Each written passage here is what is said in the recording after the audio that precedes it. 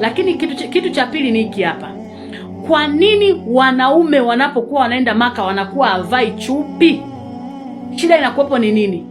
Nataka tu nijue kwa nini. Na msiniambie kwamba niwafuate mashehe. Sisi niko Tukuyu. Tukuyu hamnaga misikiti.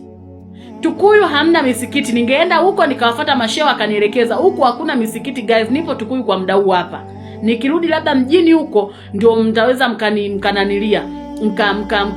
Mkaniambia, lakini kwa sasa niko huku Tukuyu yote hii hainaga msikiti. Swali langu tu nauliza, ni kwa nini wanaume wakiwa wanaenda huko Maka wakifika kule hawavai chupi?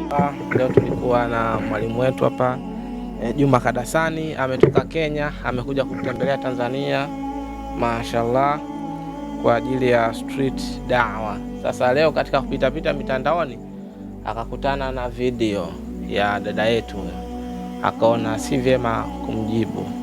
Amemjibu kwa sababu dada yetu anasema huko alipokuwepo mashehe hakuna, na ndio maana akaamua kulikodi mtandaoni na watu tumjibu mtandaoni, na amemjibu dadangu. Na mimi nataka nikwambie tu dadangu, Juma Kadasani amekuuliza swali zuri sana. Amekwambia, je,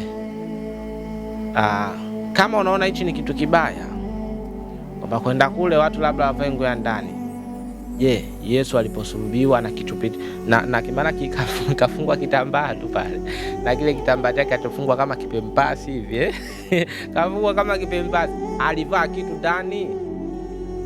Na wale walikuwa ni wabaya wanataka kujikojolea. Pengine aliposulubiwa watu alijua atajikojolea, ndio maana akamvisha kipempasi. Sasa swali amekuuliza swali la msingi sana, alivaa kitu ndani? Na mimi nakuongeza na hii, nakuongeza Yohana 13:4. Shehe, nimeongea zote lakini ulisahau hiyo Yohana 13:4. Famasiala nini? Yohana 13:4. Sikiliza dadangu. 13:4 nasema, aliondoka chakulani, safi, akaweka kando mavazi yake. Mbona Yesu ameondoka chakulani akaweka pembeni kando, ni pembeni mavazi yake, yani kavua mavazi yake akaweka pembeni. Unaposikia mavazi sio moja, mavazi ni kuanzia 2 na kuendelea. Yesu alivua mavazi yake akaweka pembeni. Baada ya kuweka pembeni akawa uchi, akaamua tukue kitu ajistiri. Alichukua nini? Maliza. Akatoa kitambaa akajifunga kiunoni. Tulia. Umeona? Kwa hiyo Yesu baada kujiona mimi hapa nijistiri watu wasinione, akasema nichukue kitambaa nijifunge kiunoni nijistiri. Kipindi ajifunga kitambaa kiunoni kashavua mavazi yote, yupo uchi. Kwa hiyo akajistiri na kitambaa ili awe watu wasimuone uchi wake. Endelea. Kisha akatia maji katika bakuli, akaanza kuwatawadha wanafunzi miguu na kuifuta kwa kile kitambaa alichojifunga. Kwa hiyo mwalimu anataka kusema alikitoa.